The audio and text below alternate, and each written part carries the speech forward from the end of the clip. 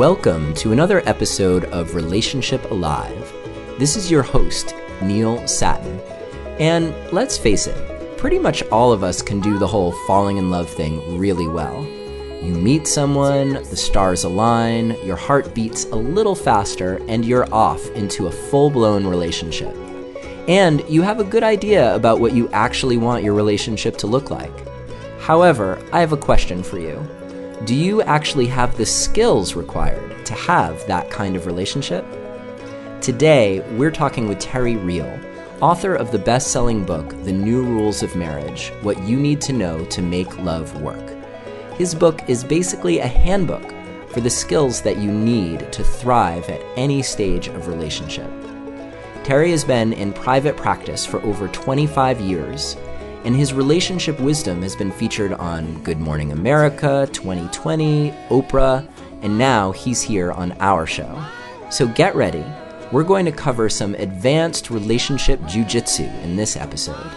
You will definitely learn some new ways to approach difficult times, as well as how to make good times even better.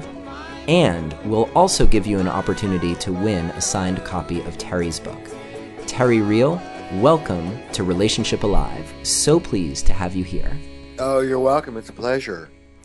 I'm wondering if we can start, instead of starting at the beginning, and when I say beginning, I'm thinking about the beginning of your book, I'm wondering if we can start at the end, and if you can articulate a vision for what you think is the highest potential for couples in relationship with each other. Oh, great question. Well, I think that we have never wanted more from our relationships than we do right in this moment. This is really historically new. You know, back in our parents' and grandparents' day, we had what I call the companionable marriage. If a partner was a good breadwinner or a good mother and caretaker, and nobody beat anybody or drank too much or had affairs, you know, they were great. But nowadays we want so much more than just a companion. We really want a lifelong lover. We want long walks on the beach holding hands. We want heart-to-heart conversations and great sex into our 40s, 50s, 60s, and beyond. And I think we have the potential to do that. We have the potential to be true, cherishing soulmates for the entirety of our lives. But you have to have mastered a fairly sophisticated set of skills in order to pull that off. And frankly, most people just don't know how to do it. They don't know how to be intimate at the level of the game that they want it played. And so that's where people like you and I come in. I think that's true, that everyone does have this perhaps idealized vision of what that could be like. Yeah, I don't think it's so idealized. Well, I do think, here's how I put it, Neil. All relationships are an endless dance of harmony, disharmony, and repair. Closeness, disruption, and a return to closeness. And when you look at it big picture, I talk about three phases in a relationship. The early phase I speak of as love without knowledge. You have a deep soul recognition that this person is connected to you, but you don't really know what they do with their toothpaste or how they pay their bills. The second phase I speak of as knowledge without love. This is the phase of disillusionment. And one of the things that I write about and talk to people about is that disillusionment phase can be really rough. It's really dark. I've gone all over the country talking to people about what I call normal marital hatred. And not one person has ever come backstage and said, Terry, what did you mean by that? Everybody seems to know what it is. So that's something that's rarely acknowledged in our culture, just how dark the dark side of marriage can be. And then the third phase of marriage, the repair phase or mature love, or I call knowing love. This is where you see your partner's warts and mold very clearly, but you also appreciate so much what they are giving you that you grieve what you're not getting and embrace what you are getting. So, what we like in the modern West is we like to freeze that early stage, that harmony stage, falling in love stage. And we would like to keep that all along. But that's not real intimacy. That's just a love festival.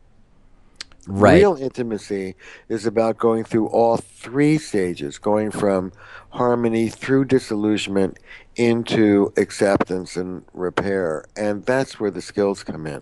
But I do think that if people can get through those phases, and over again, I'm not talking about a one shot deal, if people can really plunge the depths with each other and remain connected, there's an awful lot of cherishing and closeness that your intimate relationship is able to afford you.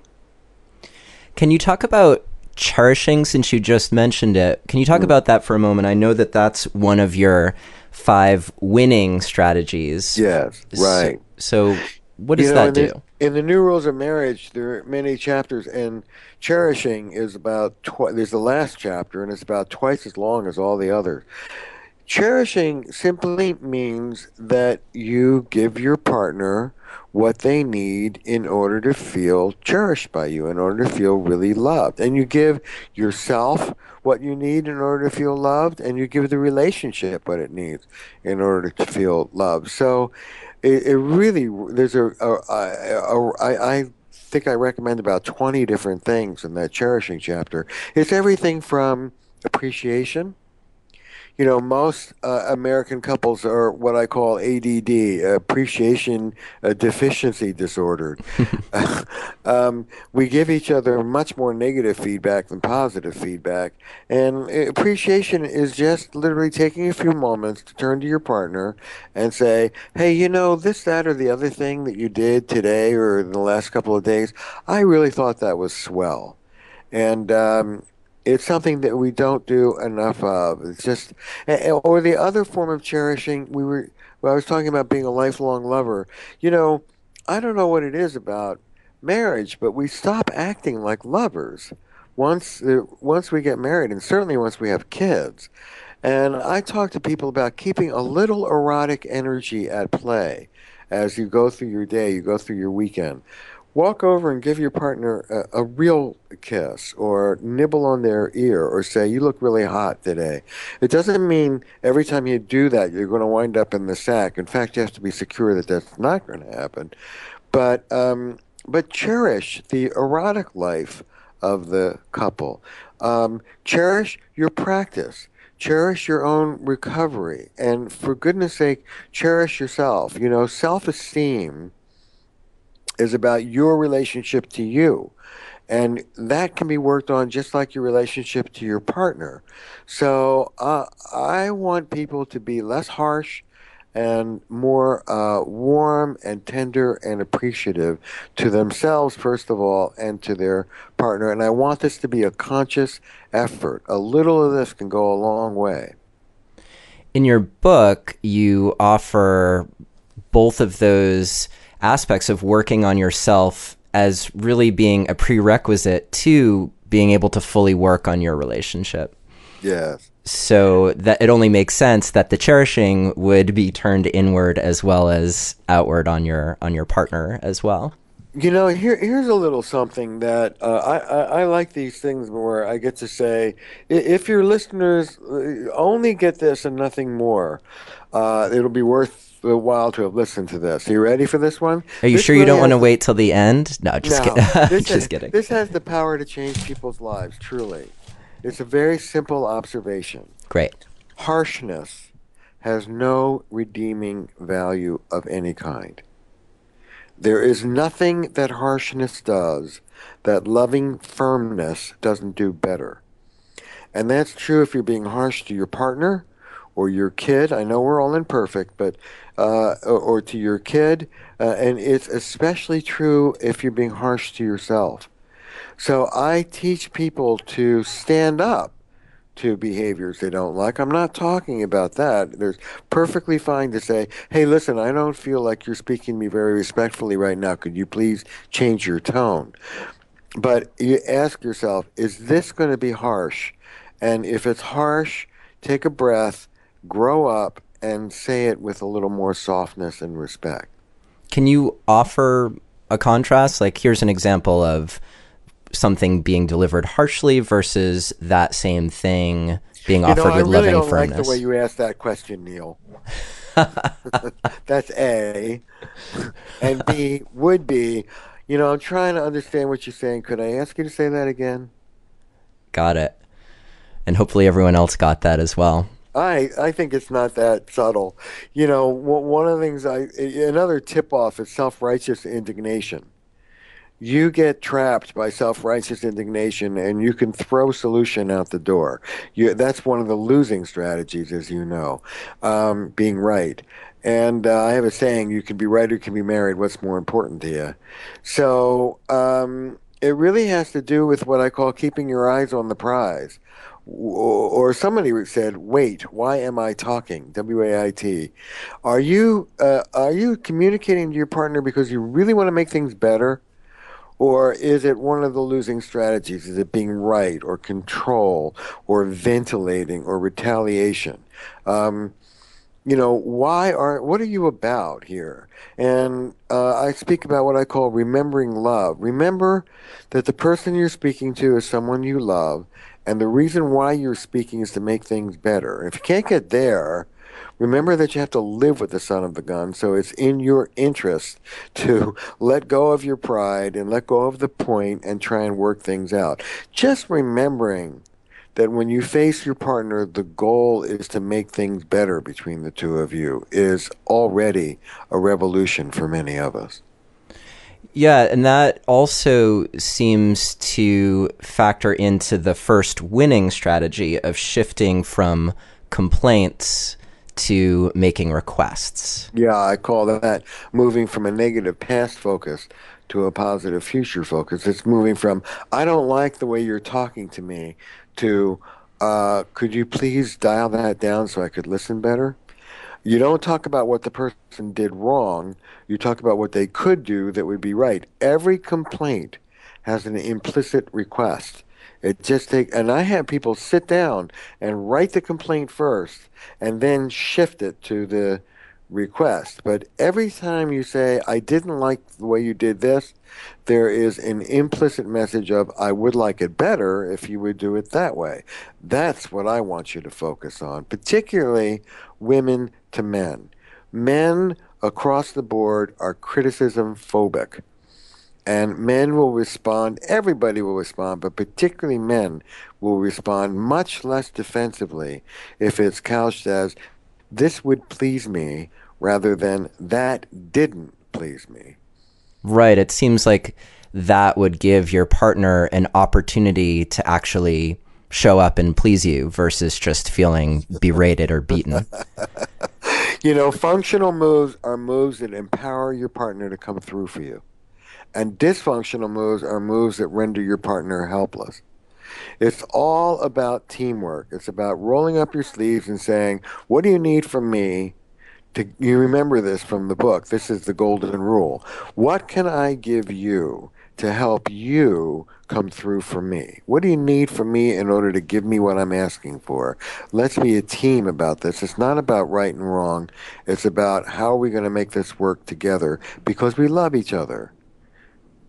How would you help someone who comes to you as an individual and they're the one who's actively seeking to help and to change their relationship, but their partner hasn't fully bought into that? So they might be thinking about that golden rule of relationship, but maybe it seems like their partner isn't all that interested in hearing it really. And in fact, if they took that to their partner might say, why would I be interested in helping you? Here are the ways that you can help me. Or I'm just hypothesizing here. In that moment, you're talking to a very immature part of your partner. And as you know from the book, one of the most important questions that I ask in the work that I do is, which part of you is speaking? Mm. Is it the adult, present-based part of you that really wants to work things out? Or is it an immature, selfish, or defensive part of you that is much more interested in getting your way or defending yourself and protecting yourself than working things out? So that sounds like a partner talking to somebody who isn't in that mature part of them, which for some people is most of them, unfortunately. I have a three-step action plan for getting what you want. The first step, the first thing I would counsel somebody in that situation is what I call daring to rock the boat. Hmm. This is the part where you grab your partner by the collar, you look him in the eye, and you go, listen, this is really important to me. You really need to listen up. And that can be a little, feisty at first phase. You really got to let them know that you mean business. The second phase is once you get their attention and they're in good spirits trying to give it to you, break it down and help them win. Uh, for example, women across America want empathic listeners, and men across America offer problem solving listeners. There's nothing wrong with either listener if they're just at odds with each other. So I teach women to say, okay, I don't want you to solve my problems. I just want you to say, there, honey, I'm sorry. That must feel awful. Just be compassionate and empathic and nice like a girlfriend. Break it down and teach them what it is that you want. And then the third phase is making it worth their while. Once your partner starts to give you more of what you're asking, for goodness sake, give them positive feedback for it. I tell people to celebrate the glass 20% full.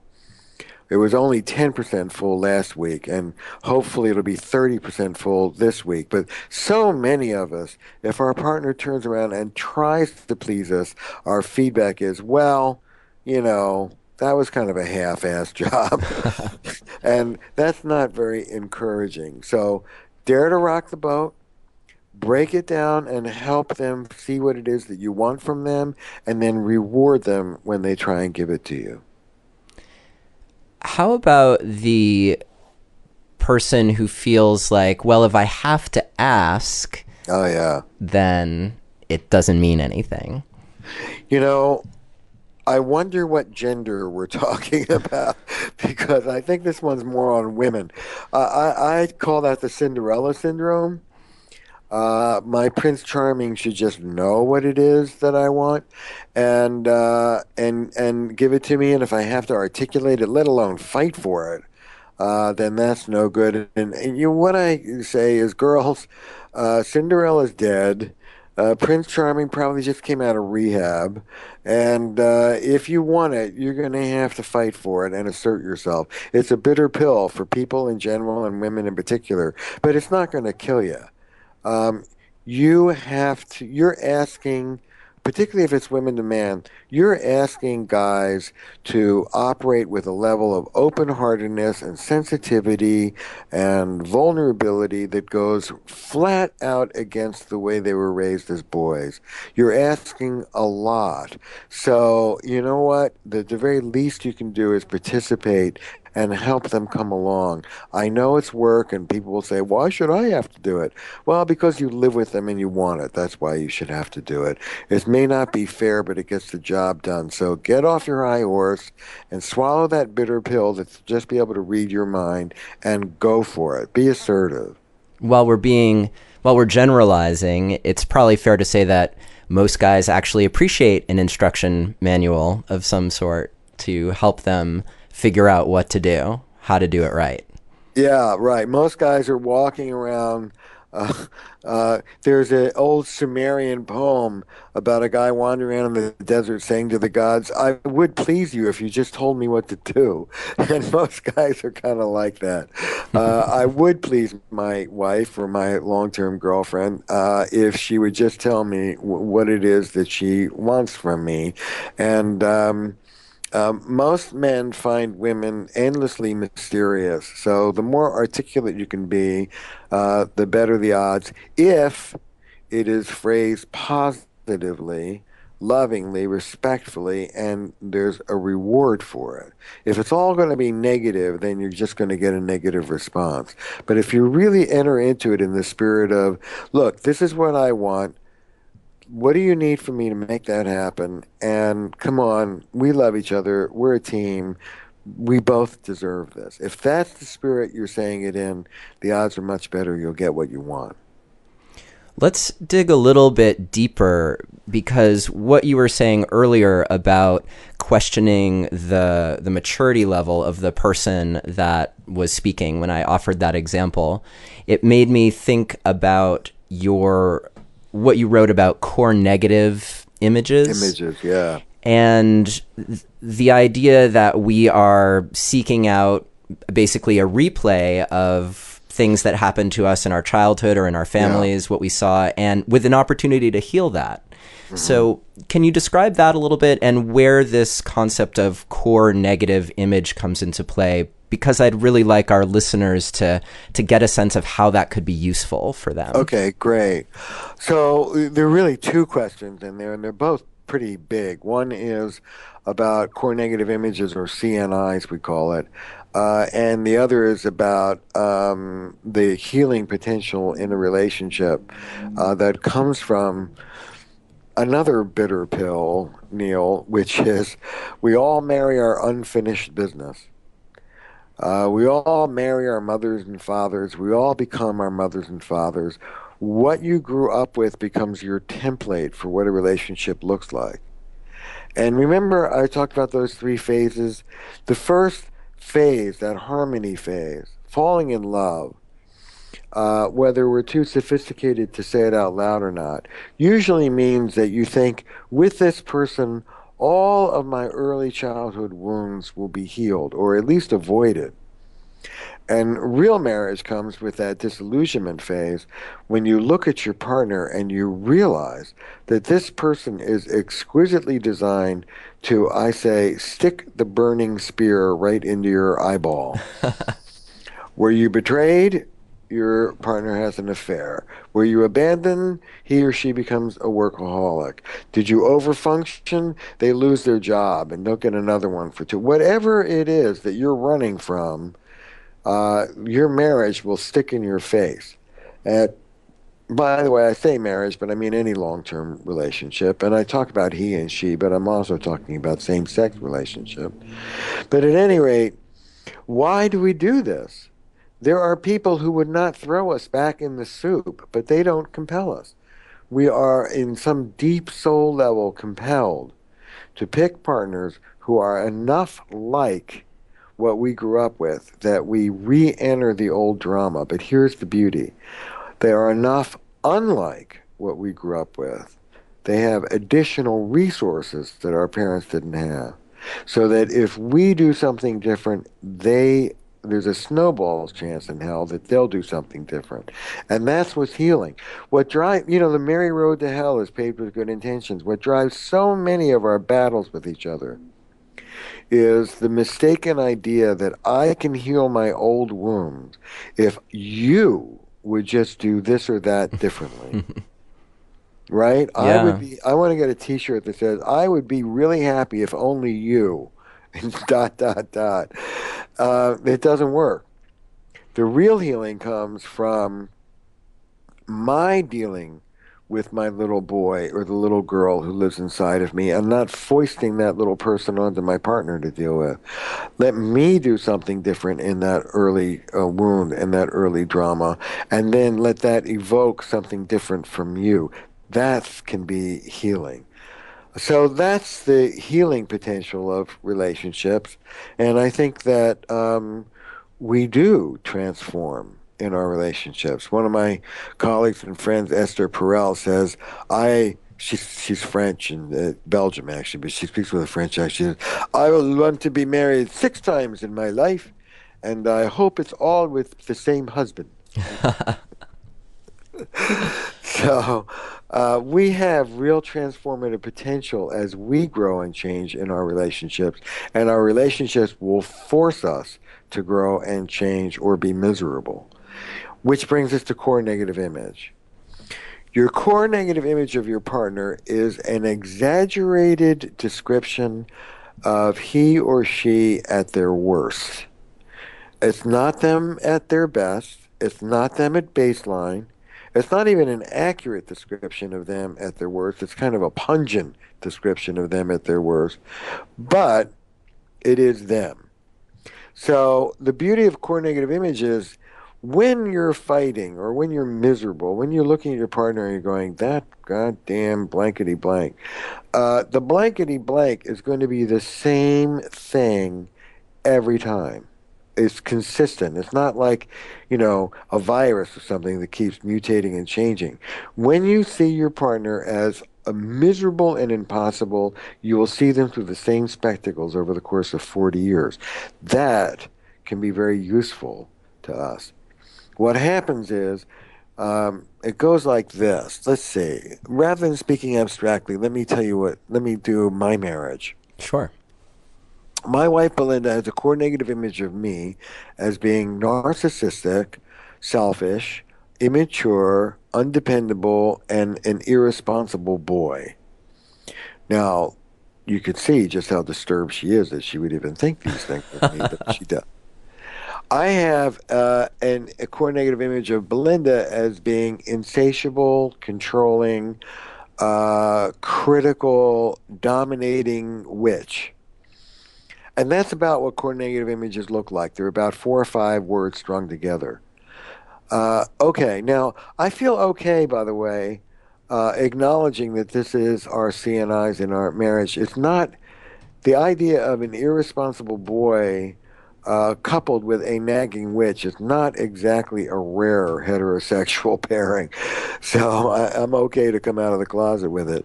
But it goes like this. So I'm late for work. I leave the milk out of the refrigerator, right? Mm-hmm. Belinda gets core negative image triggered. She's no longer speaking with nuance to Terry, who was late, who, left the milk out. She's speaking to that irresponsible, selfish boy. That milk will always be left out because that's just the kind of guy I am. She starts to tell me that I need to take responsibility for being more responsible around the house. The kids are watching. She's brought this up before, blah, blah, blah, blah, blah, blah, blah. But she does it harshly. Neither of us are having a good day. I look at Belinda and do I say, oh, honey, you're right. That was irresponsible of me. Let me make it better. No, I don't. I look at her and I go, guess what? Oh, you controlling, insatiable, critical witch. In other words, when she gets CNI triggered, she behaves toward me in a way that triggers my CNI of her. And we are, tell me if this is technical for you, off to the races. Once both partners are CNI triggered, I like to say, they can fight it out. The two of you can go have a beer because you're not even talking to each other anymore. It's your CNI berating their CNI and vice versa. So that's how this thing works. It's like a Chinese finger, puzzle where the more you pull against it, the tighter it gets. Now, let me tell you some things to do about it. Great. First of all, just like a Chinese finger puzzle, rather than resisting it, which just makes it tighter, lean into it.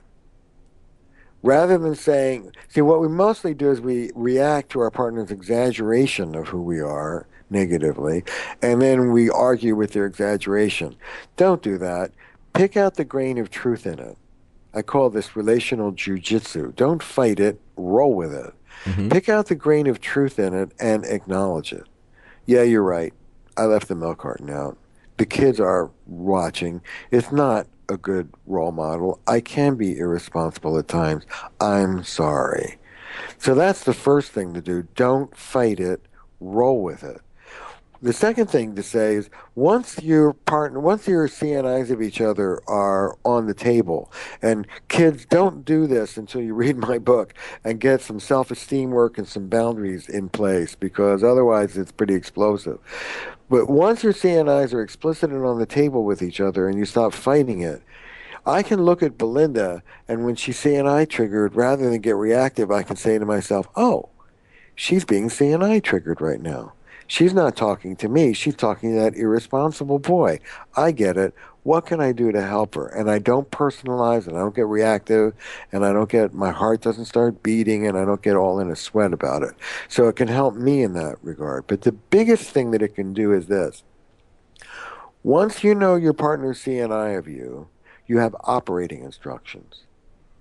Anything that you do that comes close to that CNI is going to upset your partner. And conversely, anything you do that's the opposite of those characteristics are going to float your partner's boat. So if I'm late for picking up the kids, for example, it's a pretty good guess that Belinda's going to get CNI triggered.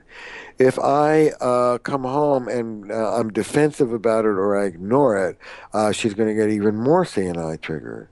If I pick up the kids on time, that's going to be reassuring to her. If I'm a few minutes late and I walk in the door and say, listen, I was a few minutes late, I'm really sorry. I've already apologized to the kids for it. I know I can be late, I'm working on it. How disarming is that? So, depending on what your partner's CNI of you is, you know what's going to please them and you know what's going to rile them up. The more you are like that CNI, the more they're going to be upset with you. The more you're the opposite of that CNI, the more they're going to be pleased with you. This is very useful information. It's like a compass that will point you due south, and you want to go north. But it will teach you where to go. Right, and I liked your suggestion in the book of actually listing out the CNI busting things that you could do that would be completely opposite from whatever Right. would reinforce your CNI or your partner's CNI of you. Yeah, that's exactly right. Once you have those CNI, those images on the table, you can literally take a sheet of paper, draw a line down the middle, and on the left-hand side say CNI confirming behaviors. In my case, if I'm irresponsible, if that's part of Belinda's CNI, then doing things like being late or dropping things or leaving milk out of the refrigerator will be CNI confirming to her. And then the opposite would be CNI disputing behavior, being super responsible. You know what? Belinda, we were in Washington D.C. and we went to CVS to get Belinda a bunion pad for her bunion, and they were out of bunion pads. Days later, I was at CVS getting something for my cold, and I got her a bunion pad. And that level of thoughtfulness is CNI disputing behavior, is the opposite of irresponsible. Same thing for her. Anything that she says to me that's going to be highly critical, bing, I'm CNI triggered. Anything that she says that's going to be appreciative, you did a really good job, Terry. That's CNI busting behaviors, and it will make me feel great. So sit down and list them out. You'll save yourself 6 months of couples therapy. Now, while we're dealing with this advanced relationship jujitsu, could we talk for a moment about the dead stop, which, just as a quick little preface, you did say in the book, this could be really horrible for people who aren't at a good stage in their relationship already. But if you're at a good stage, this could get you from good to great. So, Yes, yes. Uh, so let's see. You and I are in a relationship, Neil, and right or wrong, always a good phrase to use, right or wrong, I often feel disrespected by you.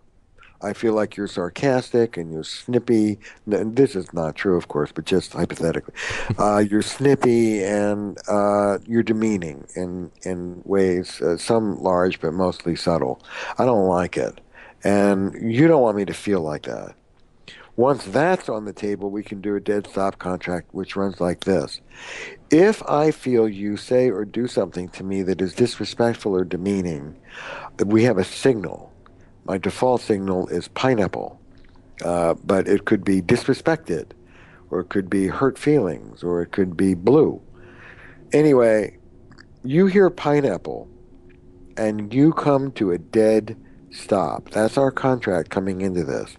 You come to a dead stop, you take a breath, and you're conciliatory. Gee, I'm sorry, honey. I didn't mean to be disrespectful. I'm sorry you feel like that. What can I do right now to help you feel better?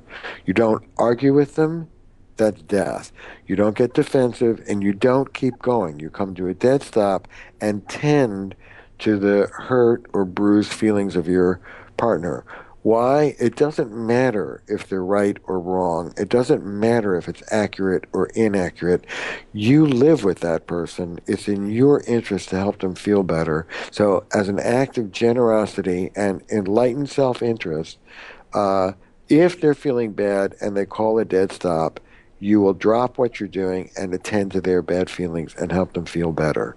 It's a pretty advanced skill. So in other words, if your partner, or if I feel like my partner is doing something that feeds into my CNI of them, so how I see them when I think they're at their worst, and they're playing right into it, I might say pineapple, which to them is saying, you're about to go down that road that triggers the hell out of me. And then hopefully the part of the contract is that they stop, and rather than get defensive or argumentative, they apologize and admit that rightly or wrongly, you felt like they were going down that road. Yeah, I feel bad that you feel bad. And I didn't, maybe I did intend for you to feel bad. That would be a great apology. Or maybe that's not what I intended, but I can see how you might feel like that. That's a compassionate response. But in any case, you know what? I'm really sorry you feel bad, honey. Is there something I could say or do that would help you feel better? And then if they say it and it's halfway reasonable, give it to them. You want to make peace. What's that old Chinese proverb, happy wife, happy life? It's in your interest to keep your partner happy. You live with them. So it is an act of generosity. It's also a kind of enlightened self-care to be generous to them. Before we pick up this thread and go to another strategy, which I think is more of a intermediate level strategy, I just want to point out to our listeners that we're only going to be able to cover a small part of what's in your book, The New Rules of Marriage. And fortunately for our listeners, it's available for sale on Amazon or any other bookseller, probably in your local bookseller. And on top of that, Terry has also offered to give away a signed copy of this book to a lucky listener. So if you're hearing this episode within the first week of its airing, you can text the word passion, PASSION, to the number 33444 and just follow the instructions that you get there. Or you can go to my website, neilsattin.com/Terry, TERRY. And on that page, you'll see the show notes, which is a summary of all the salient points from our conversation. And you can download a guide for this episode. And by downloading the guide or texting, as I suggested earlier, that will qualify you for the giveaway of Terry's book. And the guide will always be there. So you can always text in or download the guide, and that will be there to help you make use of the information that we're talking about in this episode. But thank you, Terry, for that generous offer for the giveaway. Only for you, Neil, would I do this, let me tell you. Oh, that's so sweet. Listen, while we're doing all this, I'd like to invite everybody to my website. Absolutely. Just type in Terry Real, Google Terry Real, you'll get there, or type in terryreal.com and you'll get there. And in particular, I'd like to invite people to go because there's an inventory, very simple, that you can take to score your relationship on an intimacy scale. How intimate or unintimate are we, and in which domains are we in good shape and bad shape? It's a very simple little self-test, and people have found it extremely useful. So terryreal.com is where you'll find it, and there's lots of good stuff on that website as well.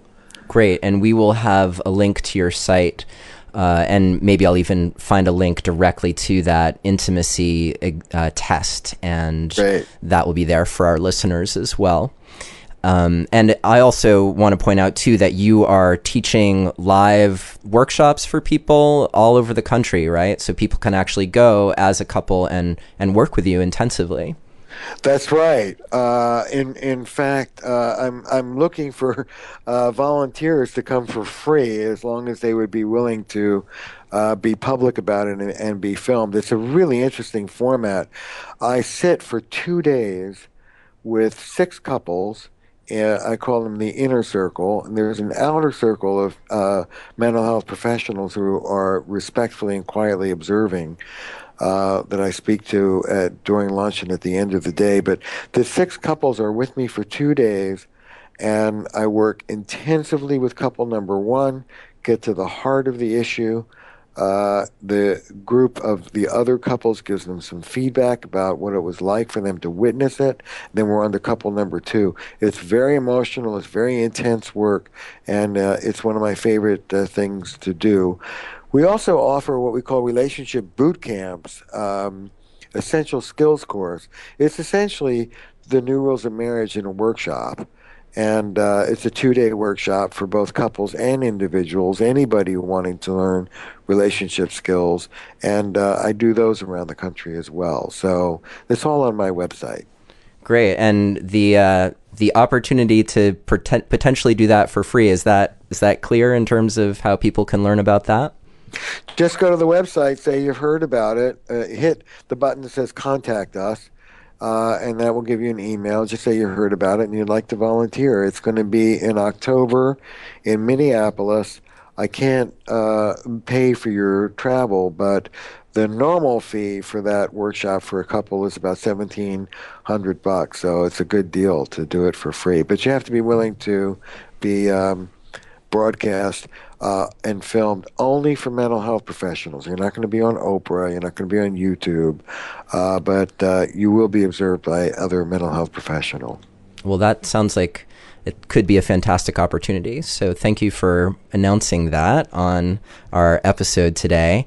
And while we're talking about current events, maybe you could just take a minute and chat about the work that you're doing with Esther Perel, who you mentioned earlier, around, it looks like it's about narcissism and infidelity. And what is that about? Narcissism, infidelity, and trauma. Like, what did we leave out? Next Friday, April 17th, the fabulous Esther Perel, who I'll go on and on about in a minute, and I will be in Minneapolis, Minnesota, for a full day on narcissism, infidelity, and trauma. It will be primarily for mental health professionals, but what I call normal people can also come in, and I think they'll learn a lot and have a good time. And for your listeners, it will also be simulcast. So anywhere in the country, you can spend the day with us. Again, just go to my website, and there'll be details there, or you can shoot us an email if you're confused about any of it. Esther, if you know her, is amazing. I literally think she is the most interesting voice on issues of sexuality in the world alive right now. She did a TED Talk on keeping passion alive in long-term relationships. So far, she's gotten close to 6 million views. So she's quite a hot ticket, and we love each other dearly, and we fire off of each other and give each other a hard time and try and keep it fun. So it's going to be a fun day. That sounds rich, for sure. While we're on that topic, this is just bringing something up out of the blue, but it occurred to me, what about couples where something like a grievous wrong or offense has happened, like infidelity? How would you help a couple like that get back on track? Well, you read my mind. You're very attuned, I have to say, because I'm toying with that being my next book. I'm toying with the book. The tentative title is Coming Back. And it has to do with how to repair from something really disastrous, like an infidelity or squandering somebody's money or lying in some other way, or but it's coming back from a disaster. And you have to, first of all, the person, if it's the person who created or perpetrated the disaster, has to be humble and accountable. They have to see what it is that they've done and move into contrition. Now, with an affair, let me be clear. Uh, you, a lot of people, they may pretend at it, but a lot of people truly, if the affair was a positive experience for them, are not sorry that they had the affair. They're sorry for the damage that it did to their partner and to the family. And that's okay. That's enough. You don't have to pretend to be more remorseful than you are. But the first step is accountability. And then, of course, the next step is to deal with the hurt partner. And in these situations, the hurt partner has truly been traumatized. And by trauma, I mean that the things that you didn't have to think about, the assumptions, are shattered. You know, you lean against the wall and you just go right through it because solids aren't solid anymore. And how disorienting would that be? Mm. So the hurt partner is fundamentally disoriented, and their job is to put their arms around what happened, to make sense out of it. That's why, for example, in affairs, the hurt partner gets very obsessive. Where were you when? What did you do here? What was it? What dress was she wearing? You know, I like to say, um, we like to know the license plate of the truck that run us over. It's our way of mastering the experience. How big was that tsunami exactly, and how many other people were killed? This is an important and inevitable part of coming back from disaster, is dealing with the trauma reaction of the hurt partner, and then slowly, trust has to be reintroduced. And I don't like the word forgiveness. I think that puts too much of a burden on the hurt partner, but the past needs to be seen as the past. I have partners do demarcation rituals, like it could be saying your vows again, but it's the crisis is over. This is the new transformed relationship, and this is my pledge to that new relationship. These crises have the potential to transform us, to transform each of us in the crisis and the relationship as a whole. But we have to rise to the occasion in order for that to happen. And for many people, it helps to get some outside help. The two of you working this out on your own may just be overwhelming. So I look at these crises as the dark night of the soul, but also as the first step toward the potential to be more intimate, more open, more honest, and even more loving than you were before the crisis began. Yeah, so it's really about reestablishing your commitment to the relationship no matter what has happened, and then acknowledging the process that that it is a process that you have to go through. It's not like I'm sorry, you're forgiven, done. No, there has to be real understanding on both sides. There Yeah. has to be, why did you do what you did? When when you left my bed where we were close and then went to him or her, what were you thinking? Was that hard for you? When you were with this person in Chicago, when you said you were really in Detroit, were you thinking about the kids? Were you concerned about what that might be, or were they completely out of your mind? What parts of you lit up in that addiction or that affair or whatever it was? What parts of you came alive that were dormant? And how do we bring that back into our relationship? These are deep questions that need to be understood. They're beyond the perpetrator victim frame. They're beyond the rehabilitation frame that is common in most therapy. It's a deeper understanding about how you did what you did and how I can be reassured it's not going to happen again. And how do you come back to that remembering love and your higher purpose of repairing your relationship? Because really it sounds like that's part of that continuum that you mentioned of moving from harmony, disharmony Exactly. into repair. Exactly. And I told you, I warned you that disharmony phase can really be agony. A great poet, David White, once said, Anything that you truly love in this world will break your heart. Our hearts will be broken in our relationships. A good relationship is not a relationship in which your heart is never broken. A good relationship is a relationship in which, after it's broken, the healing can occur. That's what separates the grown-ups from the kids. That you just kind of blew me away there with what you said, because I'm imagining all these people listening being like, what? Like either, oh great, I get to go have that affair, and or like, what do you mean? Like this is like I'm gonna hurt? That's part of this whole thing? You are going to hurt, my friend. Yeah. And that is part of this whole thing. That doesn't mean you're in a bad relationship. It means you're in a real relationship. You know, here's the thing. We all long for the divine. It's part of our human nature. We want gods or goddesses as our partner.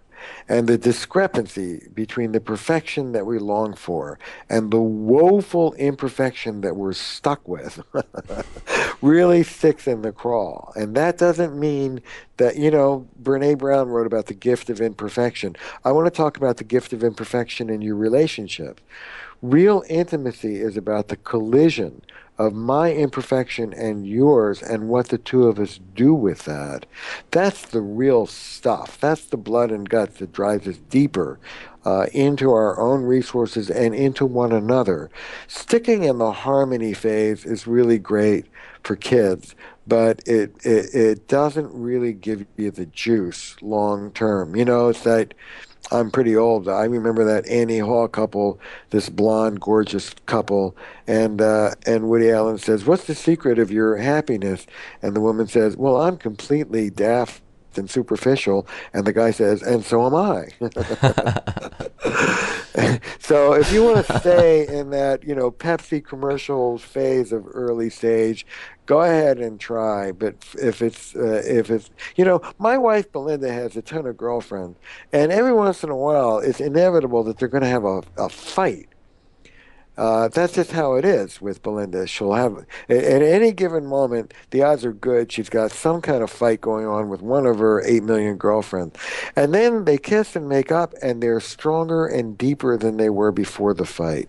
That's real intimacy. It's not the absence of tension, it's the management of tension and using tension to grow.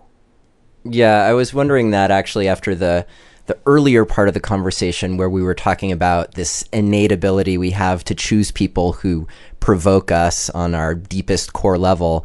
And I was wondering if anyone might be listening and thinking, well, maybe I could just choose someone who isn't going to provoke all that stuff in me, and then we could just live happily together. Does that ever happen? It happens every time you fall in love. Every time you fall in love, you think you've got that person. Right. You know, James Framo, the father of couples therapy back in the 50s, once wrote, "The day," this is back in the 50s, so it was assumed you were actually sleeping with your spouse. The day you turn to the person sleeping next to you and you say to yourself, "Oh my God, what a mistake." This is not the person I fell in love with. I've been had. That day, wrote Framo, is the first day of your real marriage. Wow. We want perfection, and we are stuck with somebody who picks their nose or expels gas or doesn't pay the bills on time, and it rankles. We don't like it. That's okay. It's part of living cheek to jowl with another human being. You know, one of the things I talk about, Neil, is how healthy couples regulate each other. Mm-hmm. If you're with another human being this closely, they're either going to go off into the wild blue yonder and you're going to have to say, "Hey, buddy, get your butt back here and connect with me," or they're going to move in and take liberties with you, and you're going to have to say, "Excuse me, pal, back off." That doesn't mean you're in a bad relationship. It's part of what it means to be humans together, and it's okay to embrace our imperfection and humanity, both our own, our partners, and the relationship itself.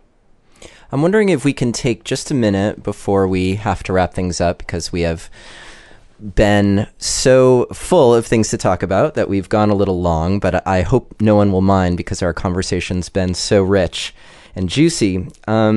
what I'd like to talk about for a minute, if you don't mind, is the more intermediate level work that you talk about in your book, which involves how you look at yourself and the grid, the relationship grid, and in particular, the 4 attributes on the grid, and as a tool for looking at yourself and helping yourself get centered, and then ultimately using that as a vehicle for being more mature in how you act in your relationship. Neil, you're kidding me, right? I mean, this is an hour long thing, unto itself. I've done whole days on the grid, but let's see if I can do it. I'll do the elevator version of the grid. All The right. grid is I took 2 basic psychological concepts from my mentor, Pia Melody, and I superimposed them. So imagine a cross. There's a vertical piece and a horizontal piece. The vertical piece is self-esteem, and health is in the middle. You're neither better than nor less than the person to the right or to the left of you. Ill health can be either going down into the inferior position of shame or up into the superior position of grandiosity. Okay, you got that one? Yep. Middle's healthy, grandiosity, superiority, shame, inferiority, the top of the bar and the bottom of the bar. Okay, the horizontal line is boundaries.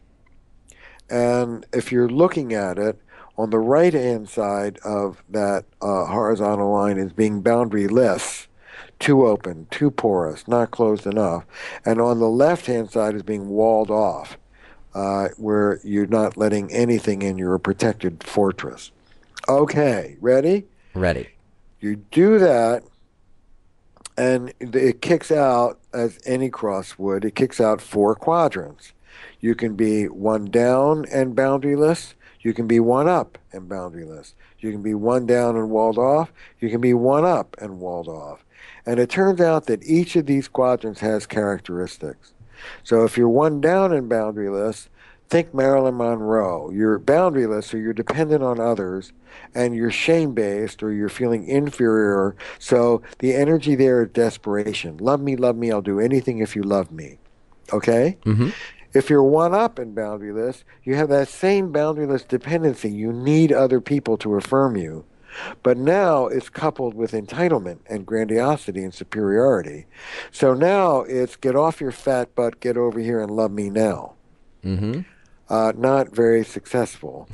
If you're one down and the energy there is a kind of emotionally violent energy. Do what I want you to do. I'm right, you're wrong, and I have the right to control you. And get angry if you don't allow yourself to be controlled. So one down and boundaryless is desperate. One up and boundaryless is kind of controlling and angry. One down and walled off is depressed, resigned. I'm not engaged, and I'm feeling inferior and kind of hopeless. And what's the use anyway? Why should I engage? And if you're one up and walled off, you're also not engaged, but now you're grandiose or superior. So now it's, I'm not engaged with you because you're not worthy of connection to me. Mm-hmm. And the energy there is mean. It's kind of mean-spirited, passive-aggressive, withholding. Now, you really need the book for this, but if you know what quadrant you're in, you know what work you need to do. Because wherever you are, you need to come into center. So if you're one down and boundaryless, go to work on your self-esteem and come up from that one down dependency and take better care of yourself. If you're one up and boundaryless, contain yourself. Work on the containing part of that boundary. Don't inflict yourself on the people around you and come down off your high horse into engagement. If you're one down and walled off, then re-engage. Get infused with a little dash of hope and get back on the horse and try again. And if you're one up and walled off. Also, re-engage and come down off your high horse. You're not God's gift. Calm down. You're no better and no worse than anybody else, so lose the attitude. So identifying what quadrant you're in on a bad day, not on a good day, but identifying what quadrant you're in will tell you where you need to go. I appreciate your very generous overview of that and can heartily recommend your book, The New Rules of Marriage, both for its much deeper discussion of that and how to use the relationship grid, and also just so many more topics that there's just no way that we could cover it all in an hour. Obviously, you're doing weekend-long workshops to talk about this book. Terry, thank you so much for your time today and for the depth of passion and knowledge that you bring to the topic of having amazing relationships. I really appreciate your coming on today's show. Oh, thank you, Neil. You're a great interviewer. They were great questions. It was fun to talk to you. Great.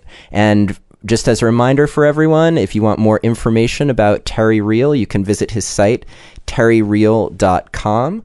Or you can visit neilsattin.com/Terry or text the word passion to the number 33444 and follow the directions there. And that will help you get all of the relevant information from today's show, as well as links for you to find out even more about Terry's work and how it can impact you. So thank you so much for listening today, and have a great day. Thank you for listening to another episode of Relationship Alive. If you like what you've heard and want to make it easier for other people to find out about us, please take a moment to subscribe to our podcast and to rate and review us on iTunes. If you have questions or comments or want to continue the conversation, you can always join our Relationship Alive community Facebook group. And for more information about today's episode, visit us online at neilsattin.com/podcast. Or you can always text the word passion, PASSION, to the number 33444 for more information. Finally, do you have a burning question that you're hoping we can have answered here on Relationship Alive, either for a future or past guest? Let me know and I'll see what I can do. Take care and see you next time.